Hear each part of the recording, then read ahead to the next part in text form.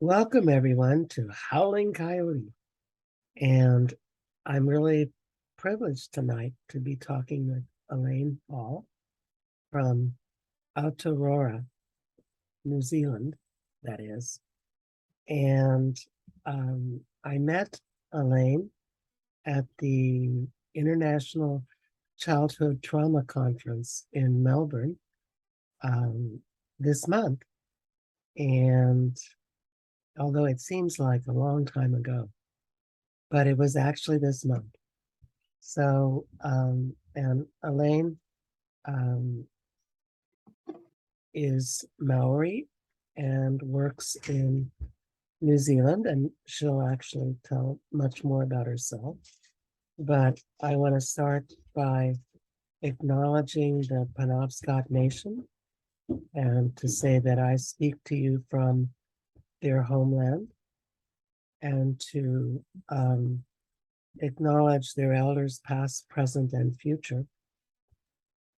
And I'm grateful that I'm living on their land. So, Alayne, I'd like to turn it over to you to further introduce yourself, and we'll get going. Oh, thank you, Lewis. It feels like a very much an honor and a privilege to be with you and others, and so that we can move through and have a conversation about the power of pūrākau. So that's something I'm going to focus on this evening. But before I do that, I just want to acknowledge our ancestors, those past and present. So I believe that we are the ancestors of the future. So i te iwi i ngā hau e whārau rangatira mā tēnā rā koutou katoa. So to all of us who are here and listening from the four winds of wherever we might all originate from, I acknowledge you all. So kia ora. And thank you for the invitation. So yes, I can hardly believe it was this month. So much has happened since the International Childhood Trauma Conference. But what I wanted to share with you today is, or this evening, is some of the work that I've been doing down here in Aotearoa, New Zealand. But just to say a little bit about myself and my background. So I whakapapa, and the word whakapapa relates to a number of ideas, which I might get into a little bit later. But for now, I want to tell you something about my own genealogy and where I hail from here in Aotearoa, New Zealand. So through my mother's family, my grandparents, I whakapapa, my genealogy is to the people of the Hokianga region of Aotearoa, the Te Rarawa people, and also Ngāti Whātua. So I'm currently seated on the lands of Ngāti Whātua, and also to the Tainui Waikato people. So that's on my mother's side. On my father's side, my father is a European non-Māori person, and his ancestry goes back to England and Ireland, and through my grandmother on his side, the Azores off the coast of Portugal. So there's the Portuguese influence there in me as well. And I think it's important for us to acknowledge all that we are, because we can't leave parts of ourselves behind. However, what I will say is that there is, as part of my history, or one side of my history, there definitely has been a history that is much to do with violence and trauma through colonising processes and those sort of processes that occur today. Yeah, and also really on both sides of me, certainly my father's side as well.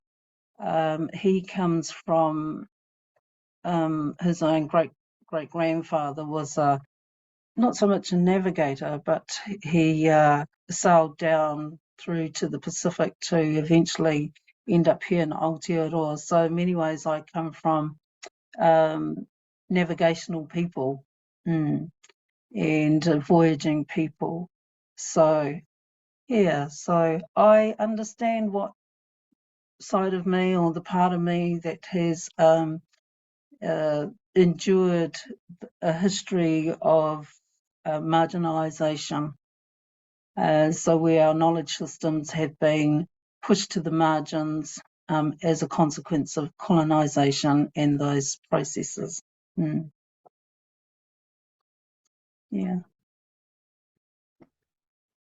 Yeah. So I was I was hoping you could share with everyone what you spoke about in Melbourne when we were together there. right, okay.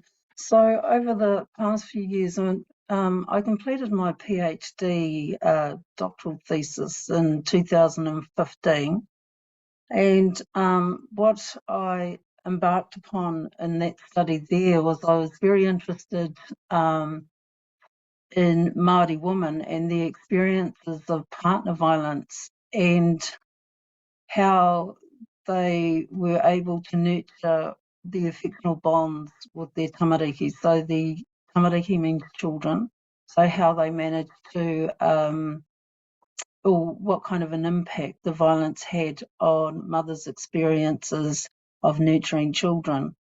So what I was presenting at the International Childhood Conference really stemmed from that initial piece of work back in 2015, which I completed. And then I went on to do postdoctoral research.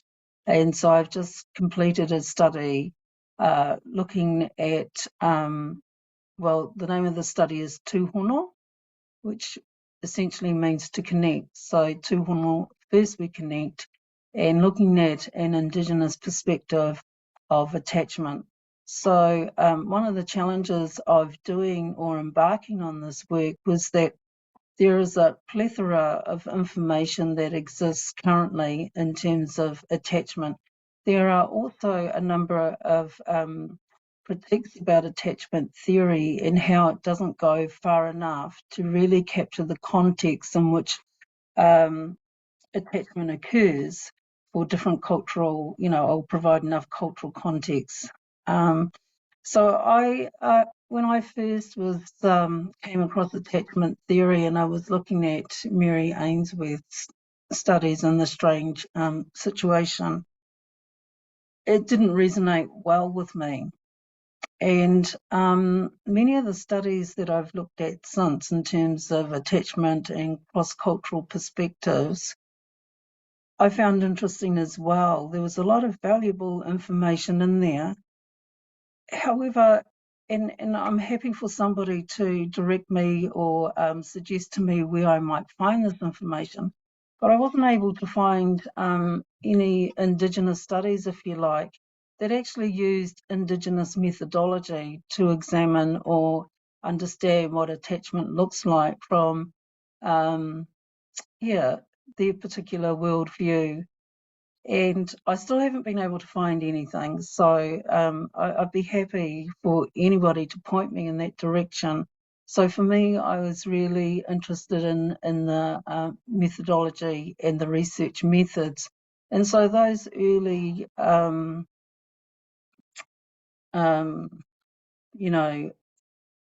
explorations of attachment and the development of attachment theory didn't seem to be the starting place for me. So it seemed really important that first we get the methodology right. And so this was really about privileging Māori knowledge and centering Māori knowledge. And when I say centering that, not just attaching it to somebody else's existing epistemology or worldviews about, because I think it was really important that if I was going to do that, one of the biggest challenges was keeping away from the existing literature around attachment. And that's also one of the things that I get challenged on is, well, hang on, there's a lot of work already happening in this space. Why would you not look at it? And it's not to say that I'm not interested in it, but it was very distracting in terms of what I wanted to focus on. So I spoke something about these things at that conference. So that was the starting place for me, was ensuring that we had the correct methodology for the study. I really experienced an epiphany in your lecture because it suddenly hit me that the whole stranger paradigm of Ainsworth was completely Eurocentric. That's Because right. if you're used to having multiple mothers or multiple caregivers, and you're used to being passed from relative to relative, and you develop this what I would consider as a super secure attachment to family, to ohana, um, then why would you protest when your mother leaves? Somebody else will be there, and you know it. And it was just like an aha moment for me. I was like, oh my God, Ainsworth is so Eurocentric. It's like so culturally bound. Like, It why is. didn't I see that earlier? And I was just so grateful to you for pointing that out. Oh, thank you. Yes, you're right, it is. And it's not to take from any of the work that Bowlby and Ainsworth have, done in this space. Definitely not. But I actually want to know what it looks like from our worldview, from our perspective.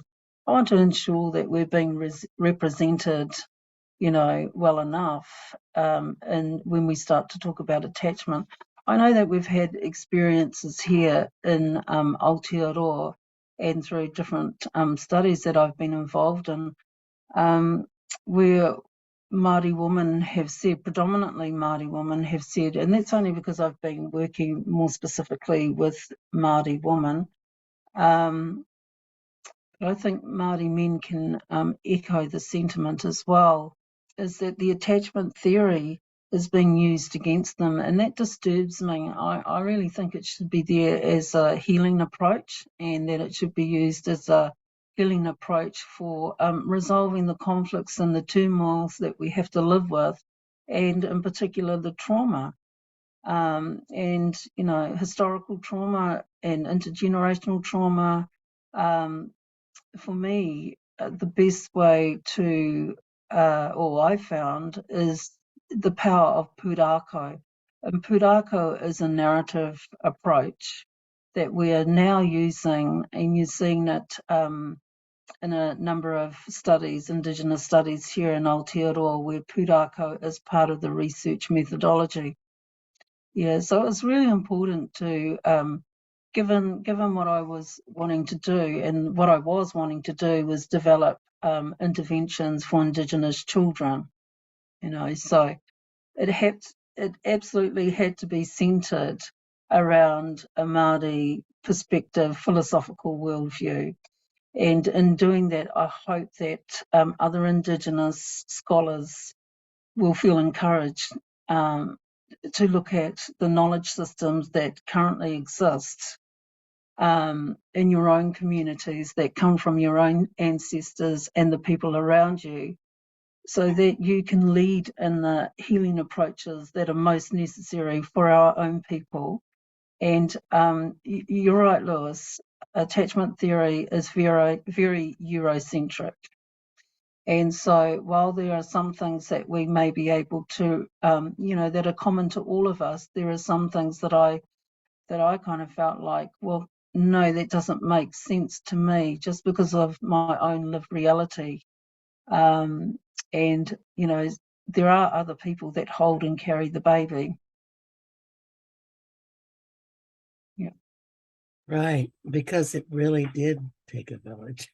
I mean, Yeah. that really did happen. I mean, it happened here in North America, Yes. in which everyone was a co-parent, and it happened in, let me see if I can say it correctly, Aotearoa.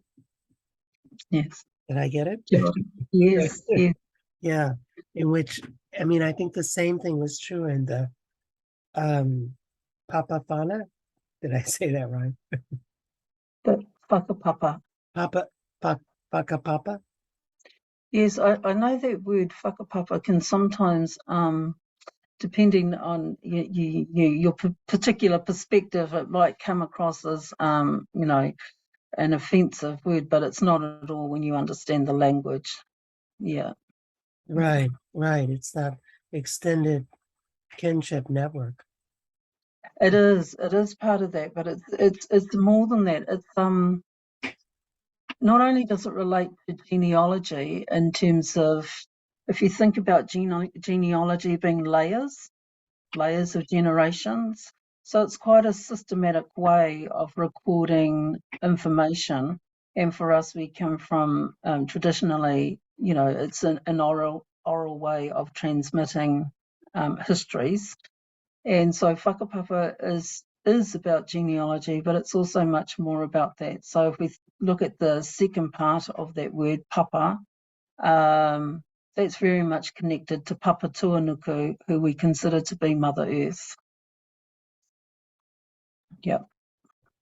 I know I was, when we visited New Zealand, and we were fortunate to be invited to a number of maraes, and I was deeply impressed with the portraits or the drawings of the ancestors that lined the wall, and that sense of history that existed in the marae.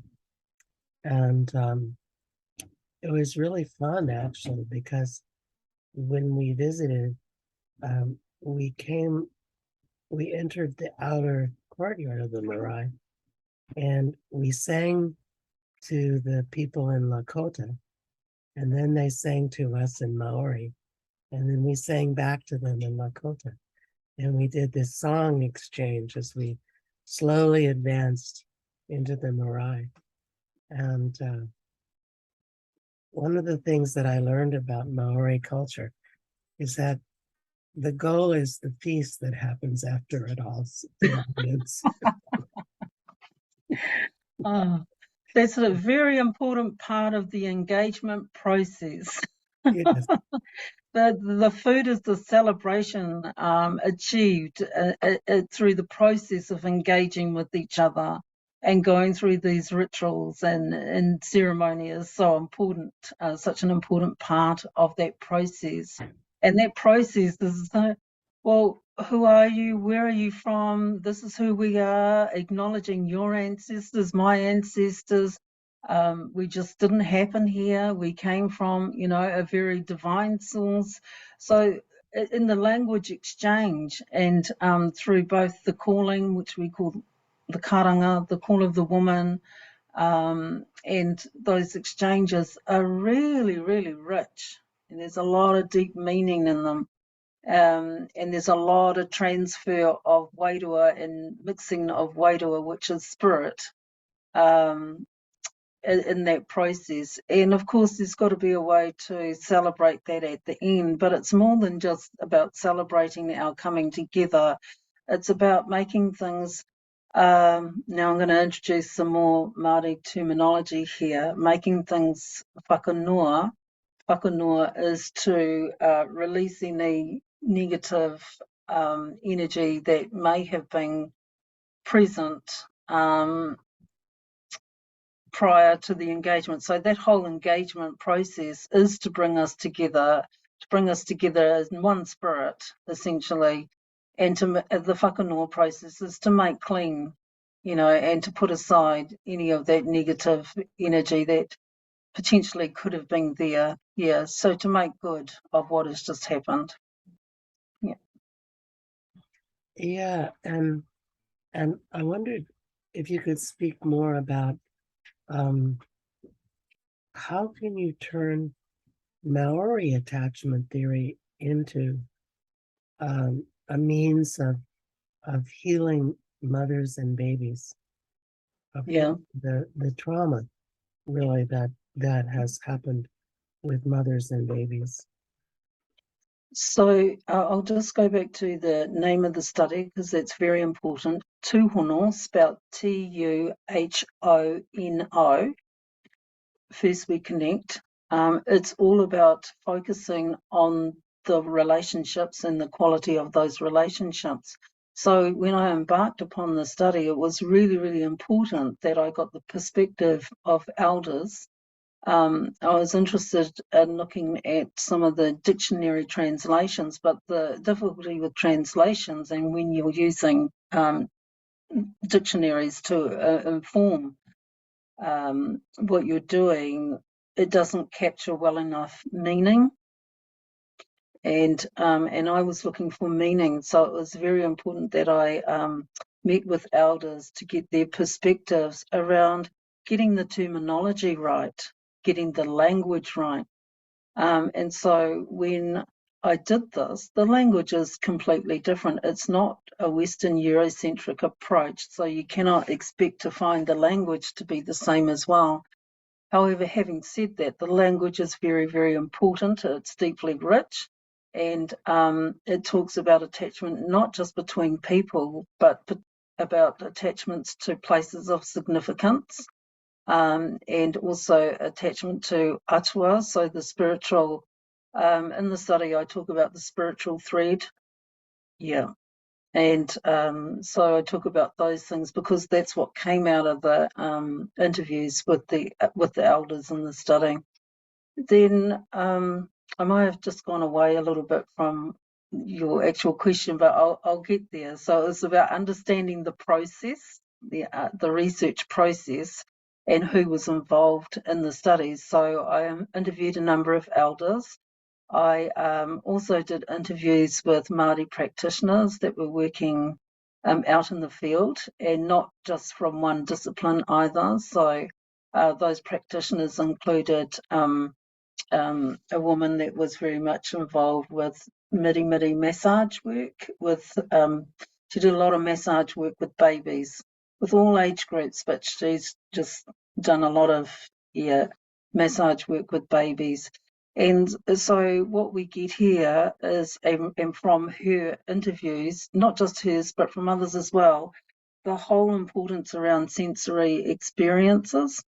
And while I understand and appreciate that there has been a lot of research around, in terms of neuroscience and things like that, they were very focused on those sensory experiences and ensuring that those experiences for babies went well. And it was through those experiences there that the baby learns to attach. And there are a number of ways the baby can attach, and that is through sound and rhythm and routine. And I guess one of the key findings of the study is that attachment from a Māori worldview is not necessarily hierarchical, which is often suggested when we look at attachment from a Western perspective, that the relationships were much more horizontal.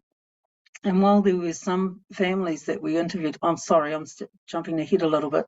So I did the interviews with practitioners, and I also did interviews with whānau, with family. And I just need to say here that from a Māori perspective, whānau, that's or hana, or whānau for us, is not the same as family. And this is one of the things that we have to think about when we think about how research, occurs. So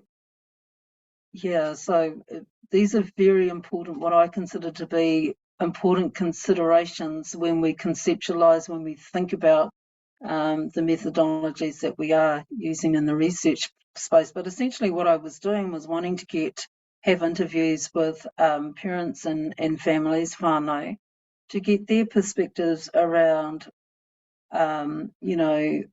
what are the things that work well, what are the things that foster, secure attachments for children, for babies, for tamariki, and then wanting to use that knowledge to then inform what our interventions would look like and how they would be fashioned according from a Māori perspective of attachment. I'll have to start using it from a Māori perspective of tūhono, which is to attach. Yeah, and what's really exciting for me, because we've just started a journal of two-eyed seeing, is that you're really doing two-eyed seeing. You're saying, okay, so this is the European perspective, but this is the Maori perspective, and we're as valid as them. Exactly, Yeah. exactly. Yeah, it's about and this is the thing about here in Aotearoa. I don't know if people have had the opportunity to look at Linda Smith's work and Graham Smith's work, but they talk about decolonizing methodologies, and so I'm very much involved with kaupapa Māori research, meaning that the purpose of the research has got to be of benefit for Māori, that it's conducted by Māori, and with Māori. So that's what this project was about. I think many, nations, people that have been through a colonising experience also understand that research is for the most part, has been used against us rather than for the benefit of us. And we don't need any negative measurements happening and occurring. And the repetition of that is unhealthy for us. It's not good for us to be hearing from somebody else's perspective, an outsider's perspective, what they consider to be mostly reported as negative statistics and skewed in a particular way that really feeds our psyche with negative connotations and ideas about who we are. I think it's a massive thing that, as Māori, and the harms of colonisation, we were considered to be a dying race. We weren't expected to survive, and through, disease, population, things like that, we did become a race. And the estimates were around 38,000, 40,000 people. And as I said at the conference, Law, so you get more people at a football game, or and so yes, we were a dying race, but we've come back. And for me, I mean, I'd love to be around, but if I'm not, that's okay. We've never been a population of 1 million. Is Yeah, that so is that the number now? 1 million? no, we're not there yet. We're not Oh, there okay. yet. Yeah, But you're getting there. we're getting there. We're getting there. Yeah. Yeah, we're sitting around about 800,000 at the moment. Yeah, so we are getting there. So it might happen in my lifetime. We'll see. And what's the population of New Zealand? Well, we're sitting close to 5 million now. I haven't had a look very recently. Yeah, we're about 5 million. So you're getting close to 20%, which is very respectable. Thank you. It's been hard work getting there. Recovery is hard work. I want to say that. Recovery is hard work. And it takes generations to succeed in that recovery. Yeah, and and I wanted to talk a little bit about methodology because 2 weeks ago I interviewed Linda Tuwai Smith for the Right, there we podcast. go. Yeah, and so I have a mission to overthrow the randomized controlled trial as the god of research. Yes. Yes, because it violates so many indigenous assumptions. It assumes that there is control. It assumes that there is random. It Mm-hmm. assumes that variables are independent. Mm-hmm. And it assumes that a researcher can manipulate the world. And to me, these are all blatant absurdities. Mm-hmm. And Mm-hmm. and and so, you know, here in the United States, we worship the randomized controlled trial, double blind. Yes. Yes. And it is so antithetical and oppositional to indigenous methodology. And and so I'm challenging us all to explore, like, what's our alternative? And I've been thinking about like really careful systemic observations. So if I drop a pebble in the pond, what happens? What do I observe? Mm. If I um, interact with you, then what do I observe follows that? Mm. That somehow we have to get away from the idea of control, that we can control, that there's a control group. But it's so embedded in Western thought. That's right. And I wondered if you could speak to that a bit. Yeah. Well, this is the issue of power and control. And I guess for me and the work that I've been doing, um, some of this work has to occur not by us, but definitely for us. And that's the work of non-Indigenous white people. And some of that work is about decentering whiteness. So there's a whole heap of work that needs to happen in that space. But I don't consider that's our work to do as Indigenous people. I think that our work is to get on and develop the solutions that work best for who we are. And so to do that, we also have to think about the methodologies that are being used, because they are so powerful and they're very dominant. And so we can spend a lot of time pushing back on what happens in the research space.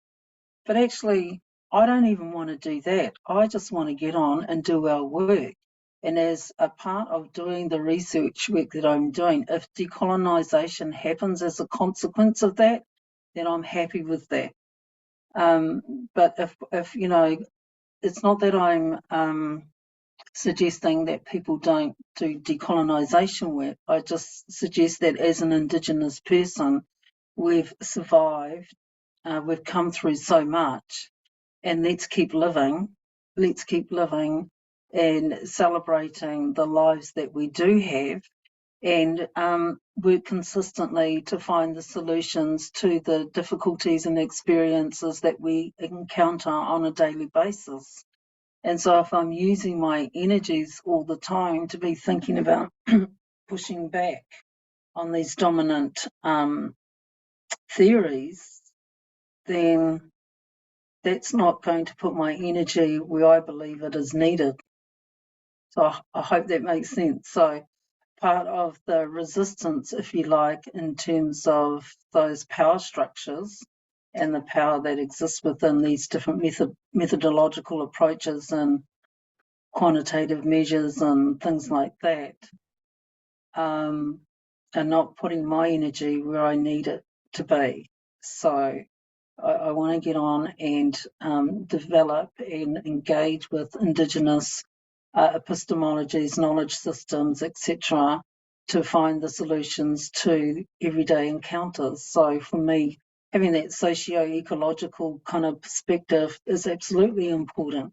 And why wouldn't I include that in, and why wouldn't I centre those things in the work that I'm doing? And there will always be those critics out there, but it's like you say, Lewis, when you throw that pebble in the pond, what effect is it going to have? And we can see some of the positive effects this is having. And I'm so pleased to hear that you spoke with Linda, and she will have articulated really well why we need to be doing this work. Yeah. Sometimes when we're engaging with those powerful systems and structures, it's not healthy for us. Doing that can be very damaging. So I think we have to invest in developing our own relationships as Indigenous people and coming together and working with the collective strength, because, honestly, we're not a population of 1 million yet. When you think about how many people there are in the world, but hopefully we're a pebble in the pond, and we're having that ripple effect. Yeah. Well, and if you've ever been near a frog pond, you know that a few frogs can make a lot of noise. It's so true. It's so true. Yeah. Yeah. I've been reading, there's a book and I don't remember the authors, but I'm sorry to them, but it's called Indigenous Statistics. And their effort is to indigenize statistics. And um, I've also been intrigued with this whole systems dynamics approach to modeling the world. And I think there's a way to combine um, you know, sort of mathematical science with indigenous knowledge.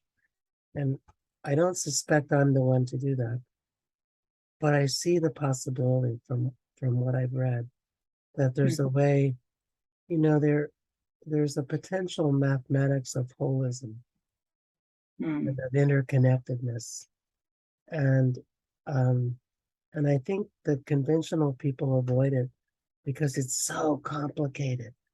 It's so much more complicated than there's simple statistical formulas. Mm. But I think we're going to see that it's so much closer to the world, which is Mm. so much more complicated than simple statistical formulas. Yeah, it's so true. It's, the numbers don't tell the real story. And this is where I think pūrākau, which is a narrative Māori Indigenous approach, um, is so important, because for me, pūrākau, I guess we do the deep dive when we engage with pūrākau. And so you get the richness of people's lived realities from those stories, which your statistics can never give you. No, you need the narrative to really Yeah. understand. Yeah. Could you say more about Plutarcho? Could you Oh, sure. explain it Okay. more? Okay. Um, so just getting back to the research, very well. Pūrākau was one of the methods that I used, or I have used, and I continue to utilise Pūrākau in the research that I do. And so the word, I'll just spell the word first. So it's spelled Pūrakau, Pūrākau. Okay. And I use Pūrākau in the research as a data collection method. We talk about data collection methods, and I also use it as a way of analysing the data as well. So one of the things I developed was a data analysis method, which comes essentially from Pūrākau.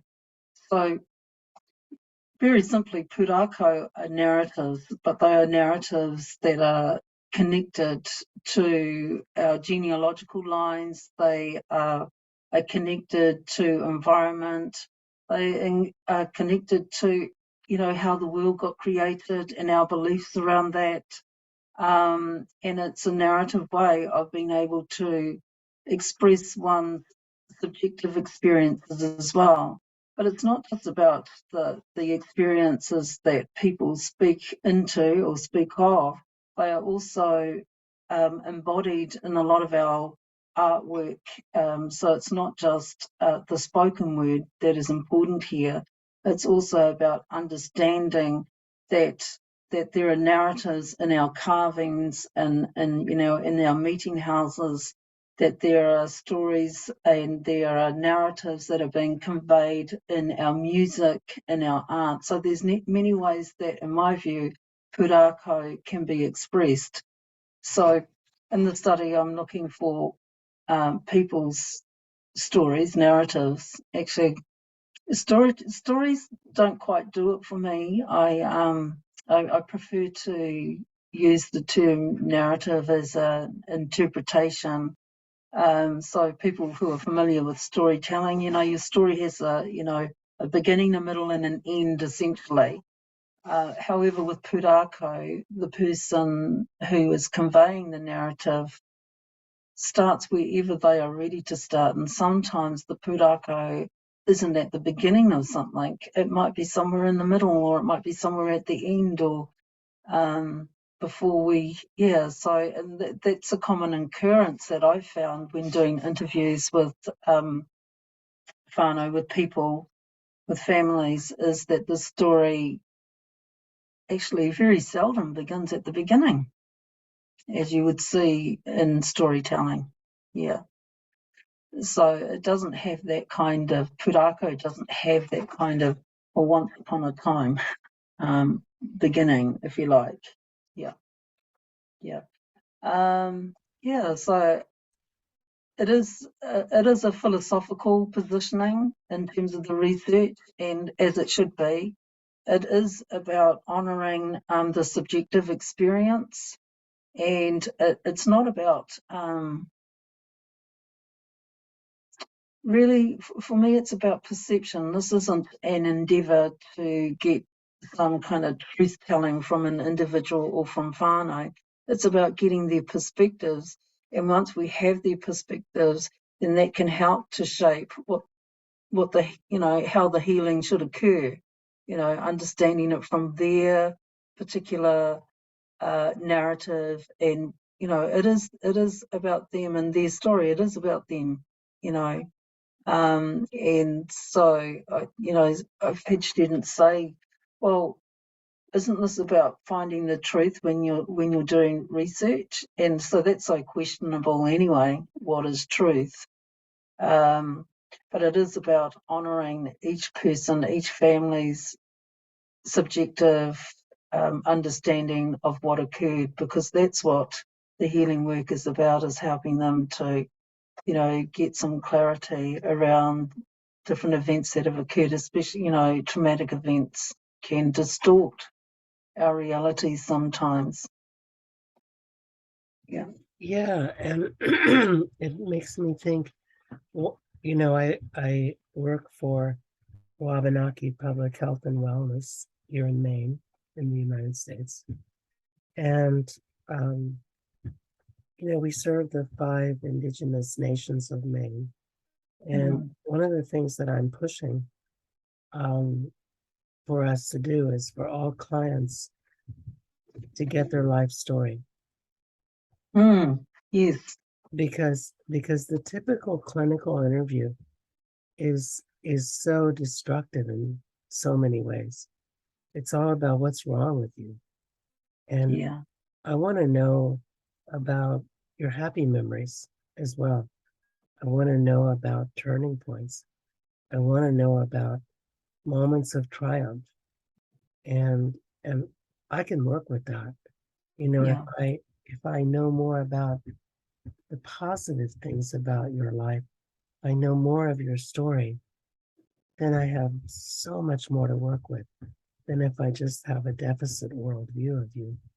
And and it's so interesting in the life story work that that people, as you say, they start in the middle sometimes, or at the present, or at the beginning, and it's a circular process of traveling around their lives, and yet it's so rich. And I think well, I want to believe that we're indigenizing psychiatric evaluations by doing life story interviews with everyone and finding out what matters to them. What are they proud of? Instead of like a checklist of symptoms that they might have. And well, the conventional psychiatric interview, which is pretty demeaning. That's right. And so, when I think about trauma-informed approaches, I often think about the pathologizing of trauma, and for me, it's about being healing centered, and and really engaging deeply with people's stories, with their narratives, with their pūrākau. But I should give a brief interpretation, if you like, of the word pūrākau. So pūrākau is the tree essentially, and the pū is are the roots of that tree, and how so getting to the root source, if you like. And I've heard somebody else talk about pūrākau as a way of telling an incredible story, and that's what it is for me. And when I talk about doing the deep dive, it's about going to the root source, the pū, the pūrākau, the tree and the branches that then stem from that, you know. And so if I think about conventional trauma approaches, and I worry about there's a tendency to pathologize, and the starting place really is, you are wrong. It's the starting place. There's something wrong with you. Yeah. So, the idea about engaging with pūrākau is about understanding what happened to you, rather than let's start with something's wrong with you, that you're a faulty person in some way. Yeah. So I want to move away from that kind of thinking. Yeah, and when I meet with people and they say, well, what's wrong with me? I say, well, something must be right with you because you made it here to the appointment. Exactly. You survived. Exactly. Exactly. So what's right with you? And what's right? You're doing some things right, and we want to know what those things are. Yeah, yeah, Yeah. exactly. So those kind of, when we reframe things, hopefully we help to provide some sense of balance. It's about doing that, and it's about respectful engagement, because you know there's some work on our part as the listener. The listening is very important. How we listen and how we engage and how we connect with people is so important. And so, it is very much a relational process. And when I think about the research studies that I've been involved with, I've been very, very privileged, because I don't really, I kind of start with a guide with some general questions, but I like to open it up in a very conversational way and say, hey, look, this is what we're doing, this is what we're wanting to do. And I've found people whānau to be, there's mana in doing this. Mana is another concept which derives from atua, our higher source of being. Some people might say God, or whatever your language is for that. Is there is that's our spiritual connection, that there's mana, that there's something in our world that requires us to give, and then in that way our mana is increased through the process of giving to others. So ensuring that the methodology is what we talk about down here as mana enhancing, that this is relational, there's reciprocity in this relationship, that we engage in this respectfully, that it will be of benefit to other people and not just ourselves, and certainly not just me as the researcher or the primary investigator. Yeah. Yeah. And you remind me of my friend Wiramu Nia, who has a lot to say about mana. And I suspect you might know Wiramu.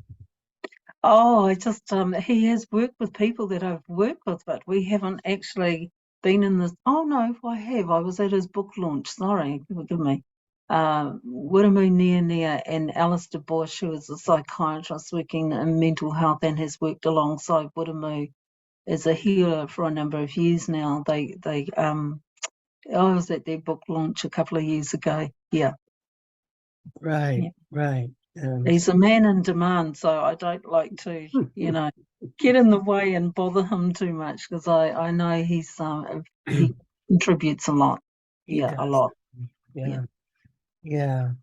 He and I met, interestingly enough, at a Hearing Voices conference in Melbourne.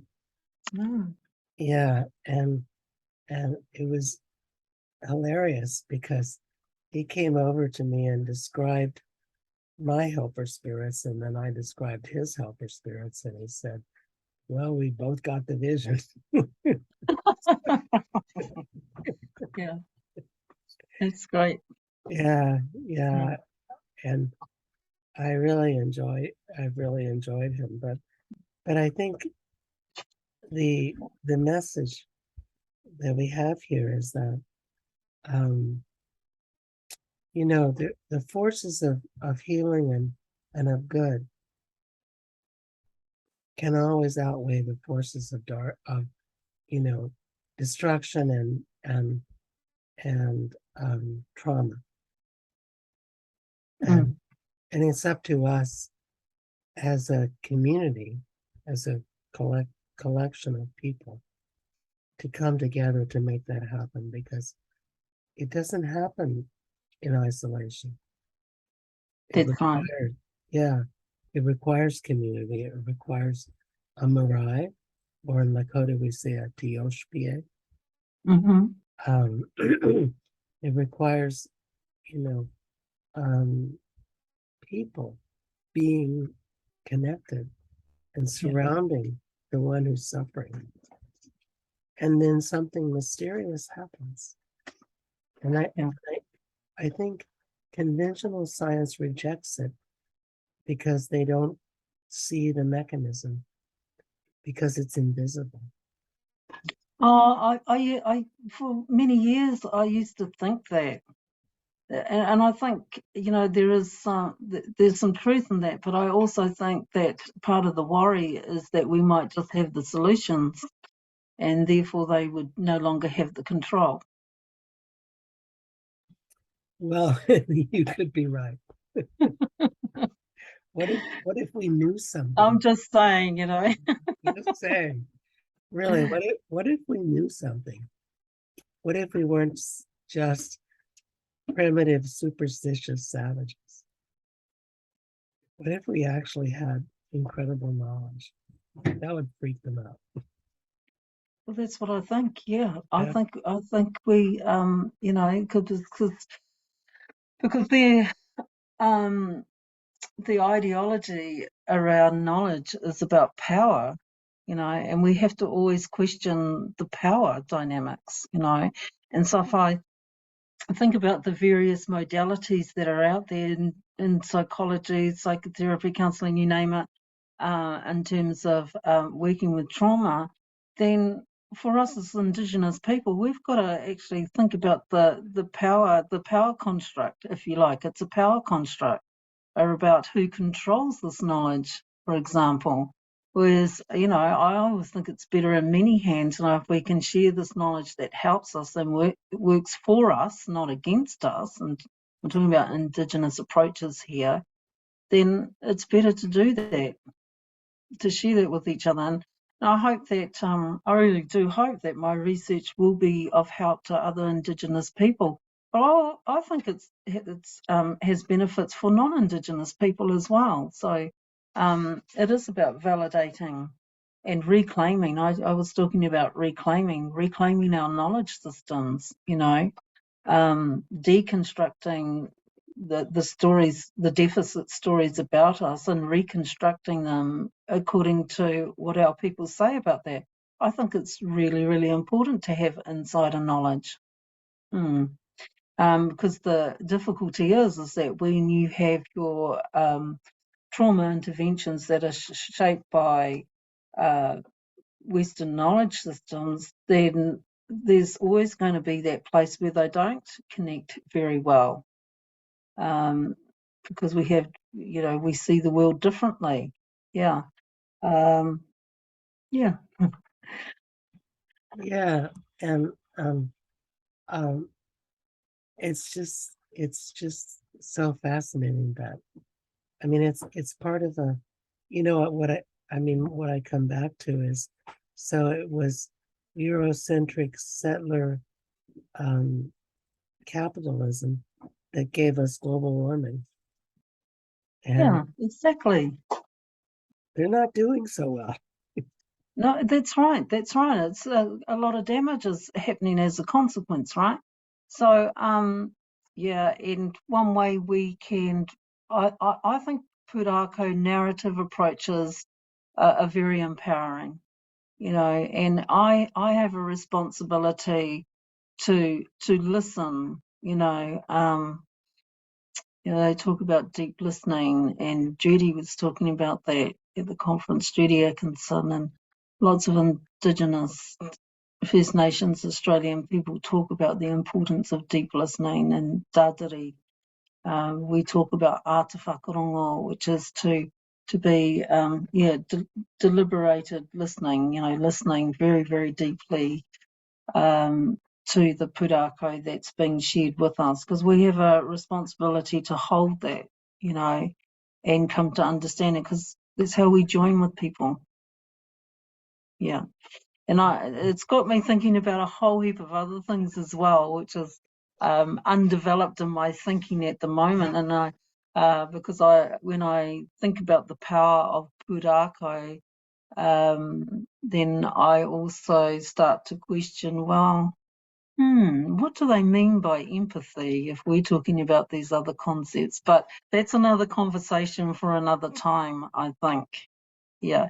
So, because in Pūrākau, there's definitely there's something that engages at a very deep spiritual level for people, and in my research, because family get to that place, they eventually, it comes up in so many interviews that I do, which doesn't surprise me, but I make no attempt as the researcher to analyze what they're saying there, but to simply accept and hold that when they say my wairua, my spirit feels healed, I feel so much better, and when I've engaged with Pūrākau as a data collection method, I have, that's what some of the research participants have said. They've said, oh, my wairua feels so much better now.